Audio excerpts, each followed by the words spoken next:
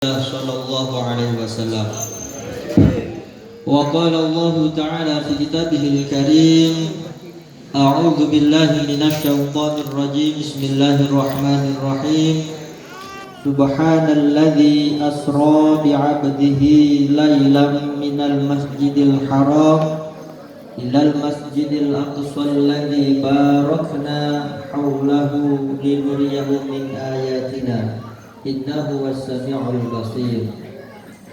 Hadratul mukarramin, para alim, para ulama, para tokoh masyarakat, wabil khusus dumateng jajaran pengurus takmir Masjid Al-Hidayah Dusun Patoman, Dusun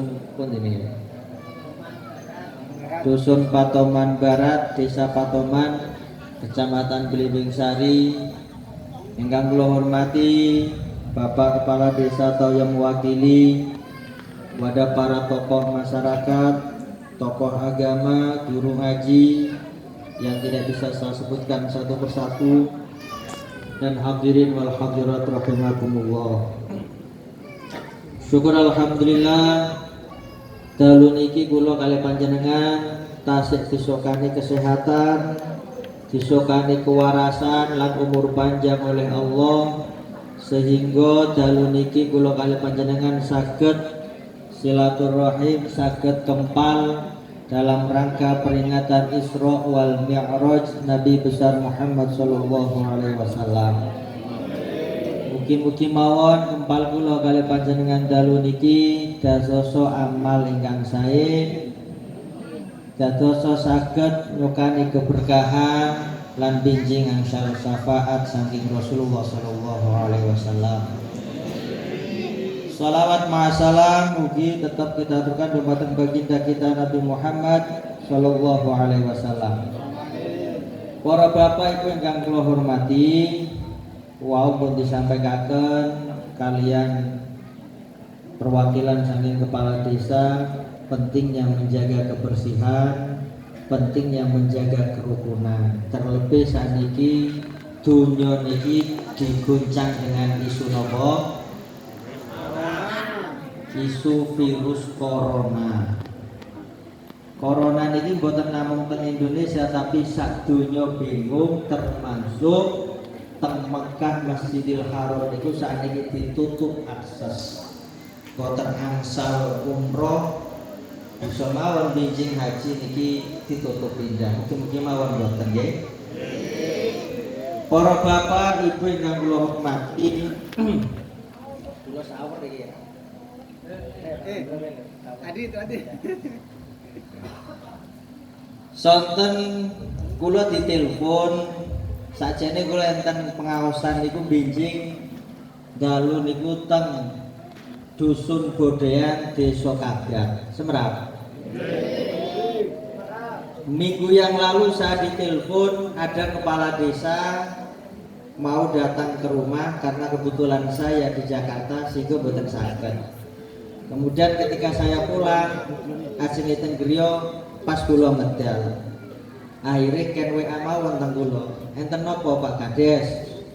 Ternyata kegiatan yang kemarin sudah dijadwalkan niki ditunda, dipending, digagalaken mulai wedhus kumpul-kumpul wedi keneng virus corona. Sonten Pak Anam niki telepon teng kula, pikir kula sing digagalaken pindah. Ternyata ngengetaken, dan itu menunjukkan bahwa masyarakat Patoman khususnya RW 1 teng mriki tasih yakin bahwa betapa penting kita memperingati Isra Mi'raj boten wedhos mati gara-gara corona. Alhamdulillah. Sajane misalnya digagalaken kula ya tenang teng mriki. Lagian kula niki alhamdulillah wau jam 9 pas lewat 45 kula disokani anugerah yang luar biasa dalam kehidupan kula niki. Istri kula lahir malih wau. Alhamdulillah. Pas isu corona, tapi boten kula namini corona. Alhamdulillah. Para bapak ibu yang kula hormati, manusia hidup di dunia ini kula kali panjenengan urip teng donya niki sadar maupun tidak sadar, tahu maupun tidak tahu, pasti akan dihadapkan pada 3 dimensi waktu yang berbeda. Kula kali panjenengan urip niki pasti ngalami 3 waktu. Napa waktu yang pertama nggih niku masa lalu. Waktu yang kedua masa kini. Waktu yang ketiga masa yang akan datang. Sampai mesti nggak ada masa lalu. Hari ini jenengan sakit kesan sakit urip, berarti hari ini adalah masa kini dan esok adalah masa-masa yang akan datang.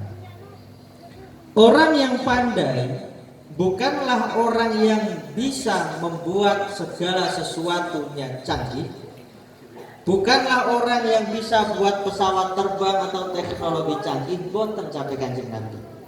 Kanjeng Nabi nate dawuh al-kayyisu mandana nafsahu wa amila lima ba'dal maut. Orang yang pandai sesungguhnya adalah orang yang bisa mengambil pelajaran di masa lalu untuk menentukan sikap di masa kini dan merencanakan di masa-masa yang akan datang. Kula kali panjenengan sebagai umat Rasulullah harus punya prinsip. Napa prinsipe? Hari ini harus lebih baik daripada hari kemarin dan hari esok harus lebih baik daripada hari ini. Dalam hal apa? Dalam hal kualitas kebaikan, kualitas keimanan yang kita miliki. Nyambung ya? Carane pundi? Sampean masa lalunya kira-kira nggak ada salah, nggak ada dosa apa mboten? Nggak ada kan? Apa yang harus kita lakukan? Maka istighfarlah untuk masa lalu. Jadi kula kali panjenengan untuk masa lalu kita, karena kita memiliki dosa, punya kesalahan, maka harus banyak istighfar. Karena istighfar ini saged ngelebur dosa. La shaghirata ma'al israr wala kabirata ma'al istighfar. Wong nek ngelakoni dosa kecil mawon, dosa kecil terus menerus dilakukan, itu tidak akan dipandang kecil. Kalau terus menerus dilakukan, dan dosa besar tidak akan dipandang besar kalau diselingi dengan istighfar. Makanya untuk masa lalu kita, kula kali panjenengan butuh kata istighfar. Bagaimana menghadapi masa kini? Butuh kata syukuri. Sampai saat niki saged urip, sampai saat ini kita sehat, saged melampah teng masjid niki, kumpul-kumpul golek ilmu, kumpul-kumpul golek kesaenan, berarti kudu akeh syukuri. Dan untuk masa yang akan datang bagaimana? Harus banyak berdoa. Kesimpulannya nopo? Kesimpulannya istighfarlah untuk masa lalu kita, bersyukur untuk hari ini, dan berdoalah untuk hari esok.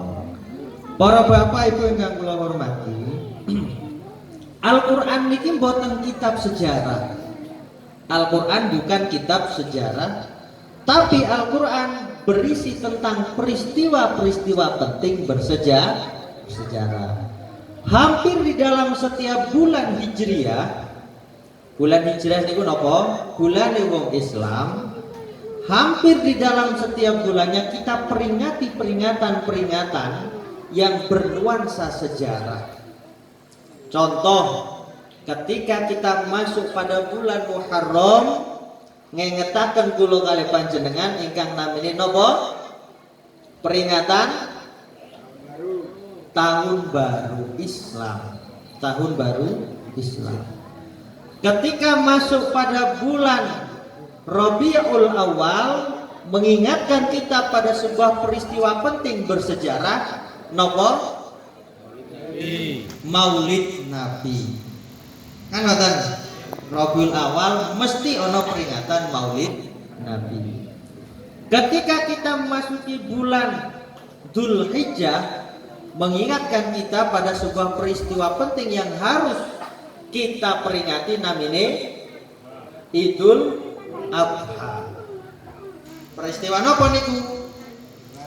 penyembelihan hewan kurban yang sejarahnya penyembelihan anak Nabi Ibrahim yang bernama Ismail.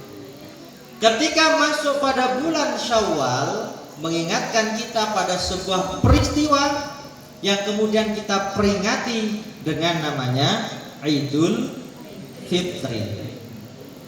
Memasuki bulan sakderenge Idul Fitri napa? Ramadan.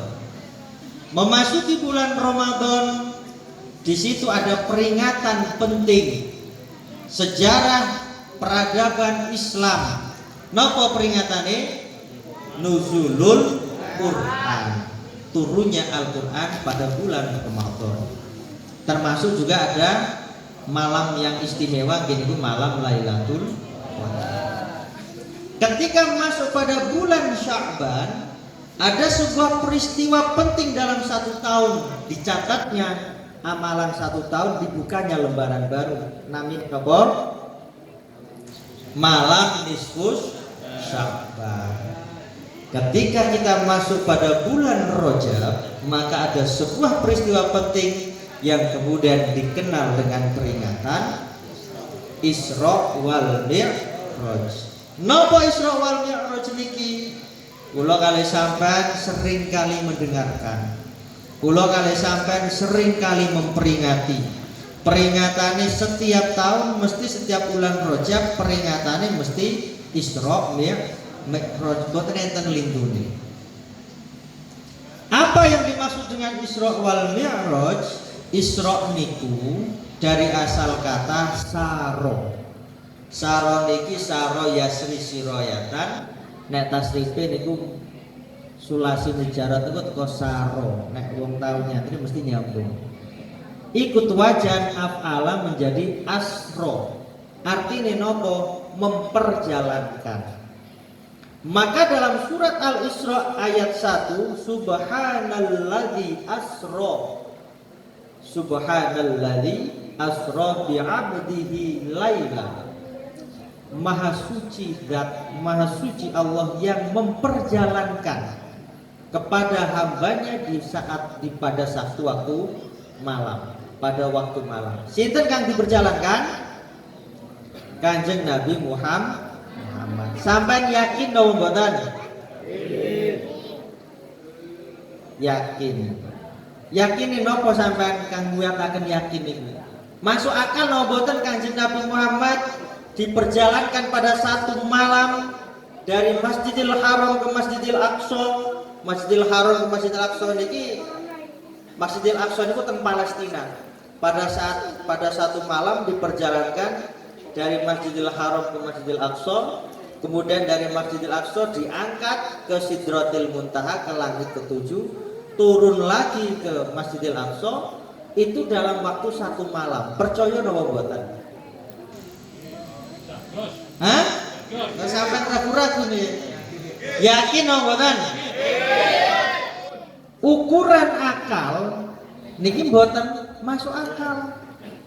Tapi ukuran keimanan sampean percaya ini kudu nganggo ati, mboten nganggo akal. Tapi niki saged diakal. Dilogikakan bisa kalau sudah Allah menghendaki kun fayakun. Bahkan pada saat itu banyak sahabatnya yang kemudian mendapatkan cerita Rasulullah bahwasanya dalam satu waktu malam berjalan di jalan diperjalankan oleh Allah dari Masjidil Haram ke Masjidil Aqsa, kemudian ke Sidratil Muntaha, turun lagi dalam waktu satu malam. Kata wong-wong kang ning sekitare pada itu tidak percaya, sehingga kang awali isu iki beriman soren-soren wis murtad. Kang soren-soren murtad kisuke kang soren-soren iman kisuke murtad. Banyak yang tidak percaya. Siapa orang yang pertama kali percaya? Sayyidina Abu Bakar As-Siddiq. Makanya apapun yang keluar dari ucapan Rasulullah, Abu Bakar ini percaya. Kendati meskipun secara akal tidak masuk akal. Kula tanglet saniki perbandingan. Sampeyan percaya napa mboten nek ana semut teng mriki melampah teng Banyuwangi dalam waktu 2 jam dia bisa kembali lagi ke Patoman. Percaya mboten? Hah? Ana semut. Ana semut dalam waktu 2 jam. Saniki perjalanan Patoman Banyuwangi pinten jam? Anggap setengah jam nggih. Berarti dalam waktu setengah jam semut niki nyampe Banyuwangi, setengah jam malah nyampe teng Patoman. Logikanya masuk no mboten? Mboten masuk logikanya. Tapi ketika semut niku mlebu ning sake sampean, nggih mboten? Teko Patoman sampai ning Banyuwangi, teko Banyuwangi ning Rokso Sedilut balik maneh ning Patoman. Semute katut ben milu ning Banyuwangi, balik maneh ning Patoman, logikane mas mboten. Makanya Kanjeng Nabi mboten nglampah dhewek, tapi di perjalanan dilakokaken ngangge napa kendaraane burung. Logikanya masuk enggak? Secara akal enggak masuk. Karena apa? Karena logikanya mosok Kanjeng Nabi semalam dalam waktu sekejap bisa nembus langit itu dan seterusnya. Logikanya enggak masuk. Tapi kalau sudah Allah menghendaki, tidak ada kata tidak. Makanya secara logis sampai kula ibarataken kok semut, logikanya semut yang mungkin. Cara mlaku semut iki nek sampai Banyuwangi bisa sak wulan, ngene mboten? Nek mlaku dhewek, tapi nek sampean gawa sak jam nyatu bolak-balik Patoman Banyuwangi. Itulah logika sederhana agar supaya kita mudah mencerna terhadap peristiwa Isra wal Mi'raj. Jelas nggih? Napa ingkang diterangi? Jadi dari Masjidil Haram ke Masjidil Aqsa, teng Masjidil Aqsa niku Kanjeng Nabi ngimami para anbiya, para mursalin, para nabi lan para utusan di situ kumpul. Kemudian Nabi Muhammad mengimami sholat 2 rakaat, ngimami para ruh-ruhnya para nabi dan rasul. Berarti Kanjeng Nabi di situ didaulat sebagai Sayyidul Anbiya wal Mursalin, rajane para nabi lan para utusan. Lantas kemudian Rasulullah diangkat ke atas ke Sidratil Muntaha, didampingi malaikat Jibril dengan mengendarai burung. Langsung ketemu sinten? Ketemu kepanggih Allah Sang Maha Pencipta. Nek urusan Al-Qur'an iki enten wasilah, Pak. Al-Qur'an kang sampeyan waca saniki ini kan kalam Allah. Tapi melalui sinten? Malaikat Jibril yang menyampaikan wahyu. Tapi urusan sholat niki mboten langsung perintahnya itu Kanjeng Nabi ngadep dumateng Allah, langsung diperintahkan untuk kewajiban sholat 5 waktu. Tang mriki salate enten kang bolong-bolong napa kata pola napa? Nah, sibuk gawe berarti imane mati bolong. Nek sampean kepengin uripe makmur, nek sampean kepengin uripe berkah, maka sholat yang paling utama. Karena sholat ini buatan perintah melalui malaikat Jibril, tapi perintah langsung dari Allah. Makanya sholat niku sayyidul ibadah. Apa? Jadi sholat itu adalah induknya ibadah. Teng agama niki paling utama kang dihisab keren nggih niku sholat. Karena induknya ibadah, lian-lian niku cabang. Dasare napa? Sholat.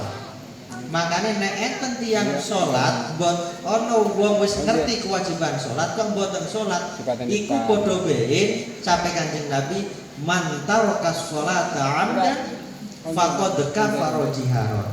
Sopane wong kang ninggalaken sembahyang terang-terangan, ninggalaken sembahyang dengan sengaja, faqad kafara jiharan, maka ia sungguh menjadi kafir secara terang-terangan. Nek ono wong ninggalaken sembahyang dengan sengaja, maka dia telah menjadi kafir dengan terang-terangan. Paham nggih? Nek ana wong gelem ninggalaken sembahyang sengaja bukan karena uzur dan seterusnya, maka dia terang-terangan menjadi orang kafir. Ngaku iman tapi mboten purun salat niki namine omong kosong. Islam KTP. Kula umpamaken mekaten.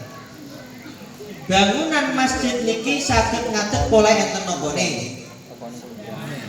enten apa? Ana pondasi. Kula tanglesan iki. Rukun Islam enten pinten? Enten pinten? Nomor 1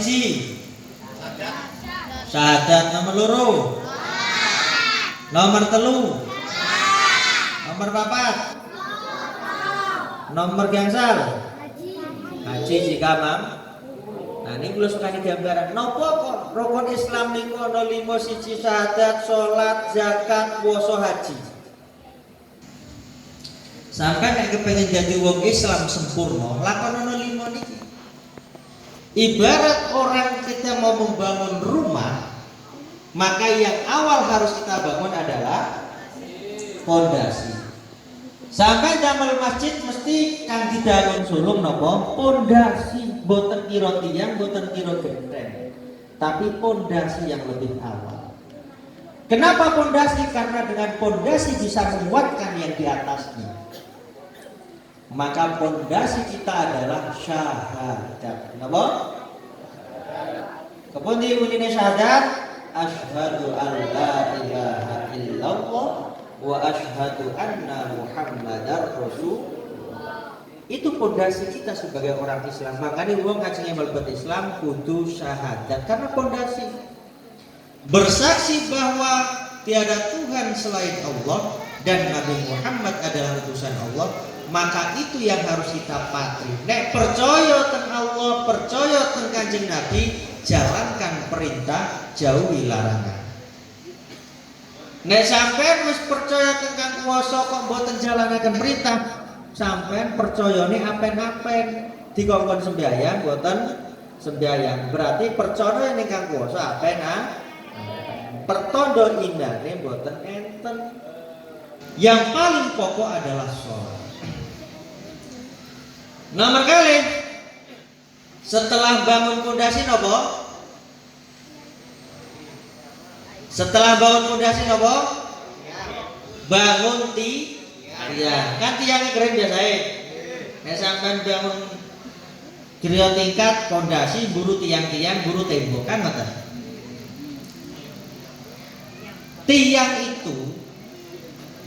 Tiang itu ibarat sholat. Mari syahadat terus sholat. Berarti nek sampean kepengin bangun rumah Islam, siji kudu syahadat, berarti ibarat wong kudu wis bangun pondasi. Ketika sampean menegakkan sholat, berarti ibarat yang bangun niku pun bangun tiang utawa pilar. Kanjeng Nabi nate dawuh, as-sholatu imaduddin. Faman aqamaha faqad aqamaddin wa man taraka faqad hadamaddin. Salat itu tiang agama, barang siapa yang menegakkan salat maka dia menegakkan agama, lan sopone wong kang ninggal salat maka dia sesungguhnya menghinakan merobohkan agama. Paham ya? Berarti salat dikuatkan, agama menjadi kuat. Gara-gara corona enten kang boten Jumatan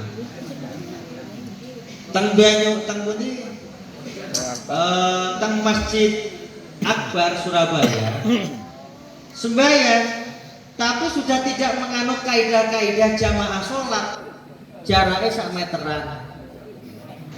Jaraknya sak meteran terus nganggo masker sedanten. Ini sudah tidak menggunakan kaidah aturan sholat berjamaah, padahal sholat jamaah butuh rapat.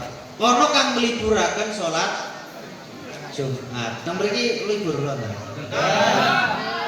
Buktinya saniki tetap purun gombol, tapi tetap harus dijaga kewaspadaan untuk kita senantiasa menjaga kebersihan. Selamat datang Pak Taufik, Ketua MWC NU Blimbing Sari. Tepan ya? Bon. Sholat tiang agama berarti nek tiang wis sholat pun sholat berarti podo ben ibarat bangun rumah, dia telah bangun tiang-tiang, bangun pilar-pilar untuk rumahnya. Setelah sholat nopo kang kudu sampean lakaken? Sholat terus zakat. Tujuan zakat itu nopo? Tujuan zakat apa? Zakat tujuannya adalah membersihkan harta yang kita miliki agar supaya bebas dari hak-hak anak miskin, anak yatim dan fakir miskin. Tujuannya kersane rizki ini barokah, rizki ini rizki. Bersih apa yang kita makan, apa yang kita gunakan itu bersih. Makanya kudu dizakati. Zakat itu artinya bersih. Berarti tazkiyah niku membersihkan. Tujuan zakat tazkiyatul mal, membersihkan harta yang kita miliki. Bandingannya teng griya nopo? Ibarat nopo? Lawang. Ibarat nopo? Ventilasi. Saniki griya nek tertutup rapat, ndak ada pintu, ndak ada jendela, ndak ada ventilasi, apa yang terjadi? Mesti udarane ongkep, udaranya pengap, akhirnya kotor, dihirup tidak sehat. Paham ya? Makanya ono wong gadah yotro boten dizakati, mesti yotrone boten berkah lan mengandung penyakit. Kang puasa disebut dicarane nek penyakit kathah. Sampeyan seprap no boten kadang tiyang sugih niki nek hartanya tidak mendapatkan harta dengan cara tidak halal dan tidak baik, maka Allah akan merampas harta itu dengan cara paksa. Bagaimana cara Allah merampas harta itu dengan cara paksa? Mbuh teko anak entek sampai didol minggu parang-parang. Mbuh duweni penyakit, mbuh duweni kehilangan, mbuh duweni musibah, akhirnya picise hilang, picise entek ro ono manfaate. Nah, itu berarti harus dievaluasi. Sampai semerap Kanjeng Dimas yotrone dipamer-pameraken kan? Pinten miliaran mungkin enten triliun, tapi nyampe teng yugone mawon boten sampai, teng istrine boten sampai, para maring teng yugone, para maring teng anak putune. Pola nopo? Golek hartanya dengan cara tidak halal. Akhirnya boten enten keberkahan, dibuka oleh Allah, akhirnya entek hartanya kabeh. Makanya zakat ibarat kita bangun rumah, kita bangun ventilasi, kita bangun jendela, kita bangun pintu agar supaya udara yang ada di ruangan itu menjadi udara yang sehat sehingga kita bisa segar untuk menghirupnya. Jelas, Bun? Nah, jadi tujuannya zakat tazkiyatul mal. Ibarat sampean bangun griya, iku padha bae zakat iku bangun lawangan, bangun damel lawangan, damel jendela, damel ventilasi. Nomor sekawan apa? Puasa. Puasa tujuannya apa, Pak? Tujuan puasa itu adalah membentengi diri kita untuk tidak berbuat maksiat agar supaya mendekatkan diri kita kepada Allah. La'allakum tattaqun. Agar selalu bertakwa, gelem ngedohi larangan, gelem melaksanakan perintah. Niki tujuannya puasa. Tujuannya puasa apa? Merangkatakan kula kali sampean dumateng Allah, mendekatkan diri kita kepada Allah. Maka gambaran di dalam rumah padha ben bangun tembok. Tembok tujuannya apa? Dienggo benteng, bene sing ana binatang buas mlebu, bene nggo ngamanaken wong kang ning jero omahe benteng. Makanya benteng ini tembok terbuat dari apa? Pasir, semen, botol diraketakan menjadi benteng. Nah, itu kesimpulan perumpamaan ketika kita sudah melaksanakan puasa, maka kita ibarat bangun rumah pun bangun tembok. Baru kemudian haji. Haji ini ibarat kita bangun rumah, padha bangun genteng. Jadi syahadat padha bangun pondasi. Salat ibarat membangun pilar. Zakat ibarat membuat pintu, jendela. Kemudian puasa ibarat membuat dinding, tembok. Kemudian haji ibarat membuat genteng. Makanya wong enten haji gentenge pote alias nganggo ketua nenek ditekeri. Ketua haji berarti Pak Haji, mari haji. Nek sampean pun nglakoni syahadat, salat, zakat, puasa, haji, berarti cara wong gawe umeh pun mantun.